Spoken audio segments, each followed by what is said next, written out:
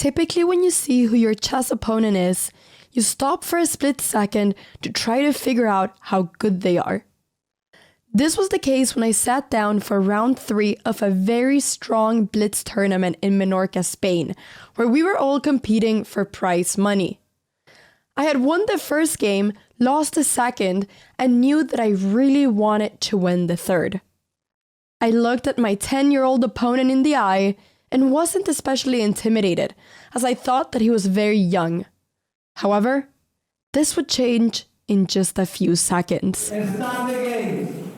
We shook hands, and he started the clock. I started with the move d4, and he played knight f6.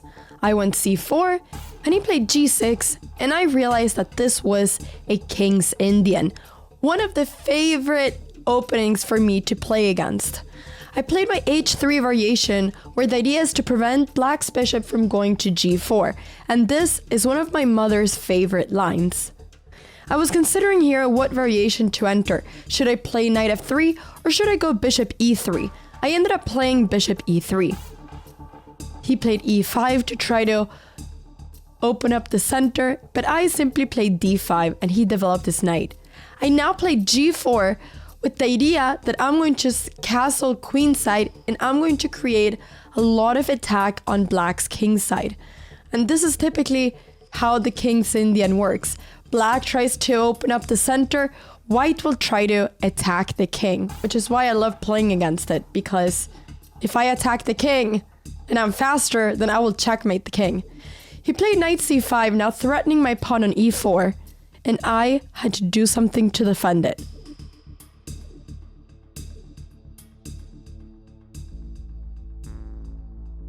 I played queen c2 and he went a5, and so I now developed my knight as I wanted to bring it to g3. It was at this point that I realized that he knew a lot of theory, but I thought, anyone can know a lot of theory, how will he play after? He played knight e8 with the idea of playing f5, and now went knight g3, making f5 a very difficult move for him to play forward. He went b6, and I simply developed my bishop. My plan was now to defend the g4 pawn so that I could play h4 and h5 and open up the h-file for my rook and start attacking him. It was at this point that I realized that even if he was only 10 years old, he knew what he was doing and I needed to take this game with full seriousness. He played bishop d7, and I decided to queenside castle. It was time for attack. He played a4, and I decided to not care and just go h4. My plan was starting now.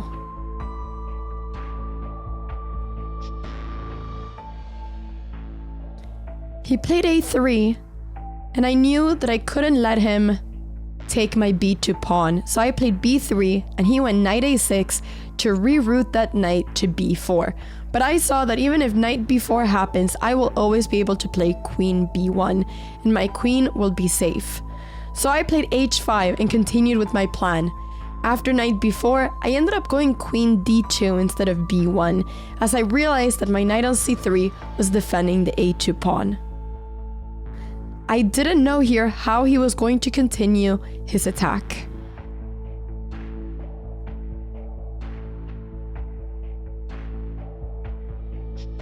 He played c6 to try to open up the center, and I had to make a decision. Do I take, or do I continue trying to threaten his king? But if I do so, how do I do so? I don't want to play h6 right now because then I will never be able to activate my rook, but I also don't really want to take on g6 at this moment in time because it's going to be hard for me to see how exactly to continue. I spent some time thinking here, as I needed to find the best plan. I ended up going queen e1 with the idea of going queen g1 and then queen h2. He took my d5 pawn, and the question was, what pawn do I take it back with? Or do I take it back with the knight?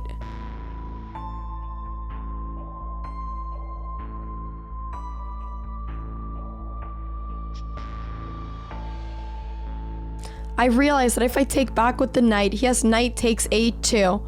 So I had to take with one of the pawns, and that I ended up taking with the e pawn because I didn't want the c file to be open as my king was placed there.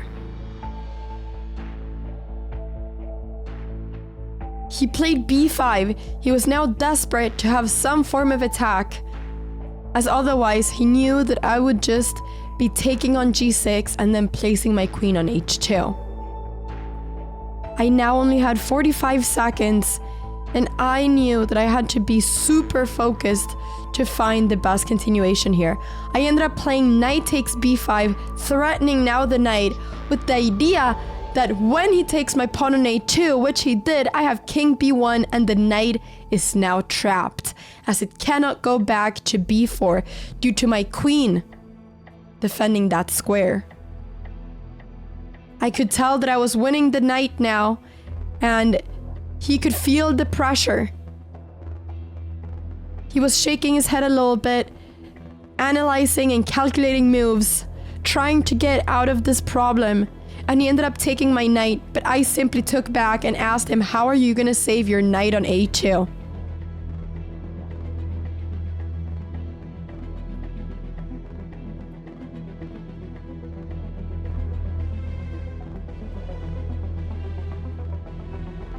He was not going to. He played knight c3 check. I took it, and then he played a2 check.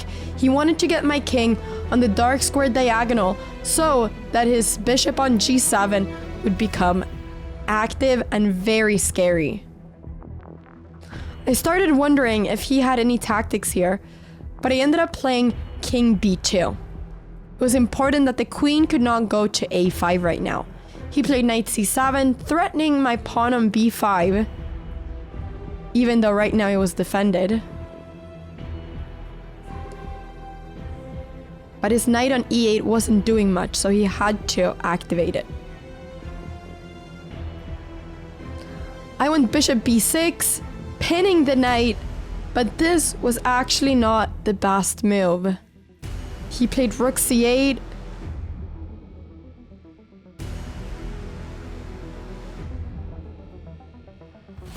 I played rook c1. This was starting to be really scary because he had e4, which was the best move in that position.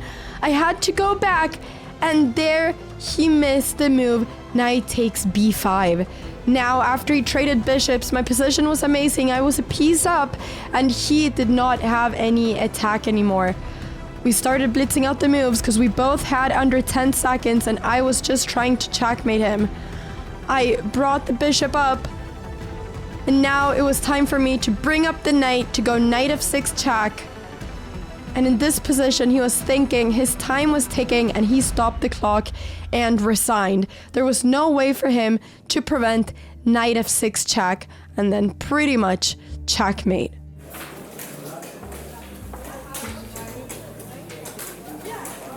After the game, he asked me if I was that famous chess YouTuber, and I said yes.